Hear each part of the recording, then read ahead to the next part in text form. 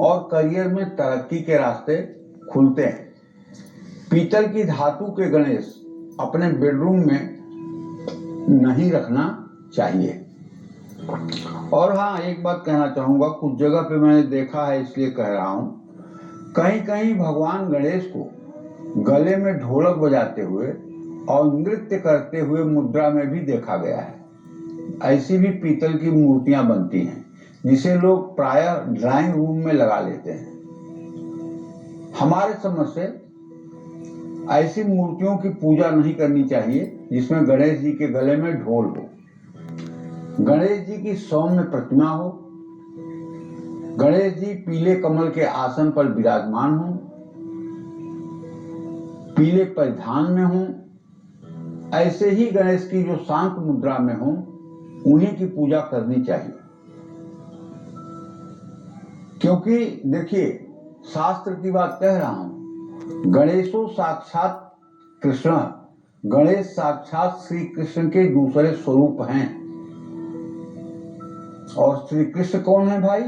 जगदाधार, जगत के एकमेव आधार, जगत में एकमेव पुरुष जो सदैव पुरुष रहते हैं। और बाकी संसार में कोई पुरुष नहीं है जो ये कहे कि मैं सदैव पुरुष हूं। पता नहीं कब स्त्री बन गए, कब गाय भैंस बन गए, कब कुत्ता कौआ सुअर बन गए, इसका कोई हिसाब किताब नहीं। मीराबाई वृंदावन आई तो एक संत से वो मिलना चाहती थी। संत बड़े सिद्ध महात्मा थे, तो उनके जो परिकर थे संत के, उनसे मीराबाई ने कहा कि आप जाकर कहिए मैं महाराज जी का दर्शन करना चाहती हूँ। जाकर परिकर ने महाराज जी से कहा। महाराज जी ने अपने परिकर से कहा, जाके उनसे कह दो मैं किसी महिला से नहीं मिलता हूँ। परिकर ने आकर के मीराबाई से कहा कि महाराज जी कह रहे हैं कि मैं किसी महिला से नहीं मिलता, इसलिए आप जाएं। तो मीरा ने कागज पर लिख के दिया, ये कागज ले जाकर महाराज जी को दे दो। कागज पर लिखा कि मैंने तो अब तक जाना था कि इस सृष्टि में एक ही पुरुष है, वो है श्री कृष्ण। क्या दूसरा पुरुष भी इस सृष्टि में पैदा हो गया? ये कागज मिलते ही महात्मा आकर के मीरा के चरणों में प्रणाम कर लेते हैं और कहते हैं आज आप हमारी गुरु हो गई। क्यों? अलिंगे अस्मत् स्मृति, आत्मा का कोई लिंग नहीं होता है।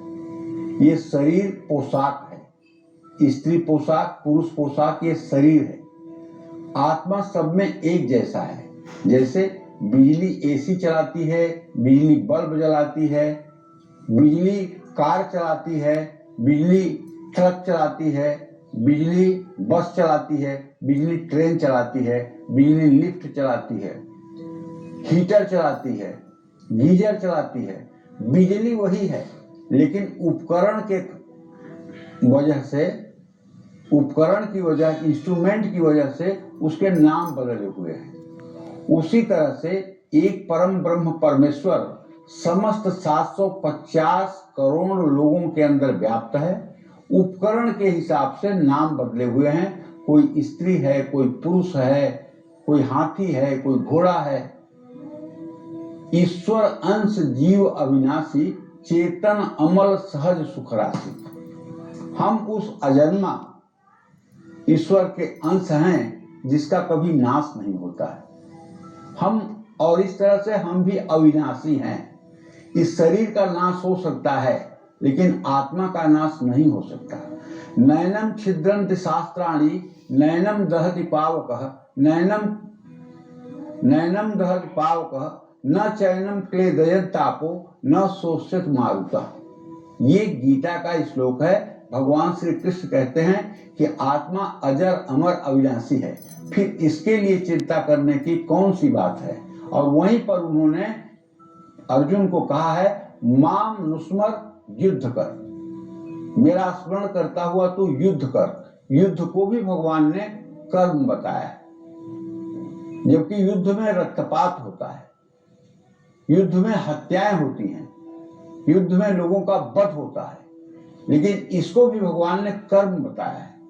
क्योंकि धर्म संस्थापनार्थाय संभवामि युगे युगे, वो धर्म की स्थापना के लिए युग युग में प्रकट होते हैं। जब अधर्म की वृद्धि होती है और जब धर्म की हानि होती है, तब तब भगवान यहाँ किसी न किसी रूप में आकर के इस धरती का भार हल्का करते हैं। तो भगवान गणेश की उपासना अगर आप करते हैं तो आप ये मान के उपासना करिए कि आप साक्षात परम ब्रह्म परमेश्वर की उपासना कर रहे हैं, इसमें कोई संशय नहीं है। जय मां विंध्यवासिनी।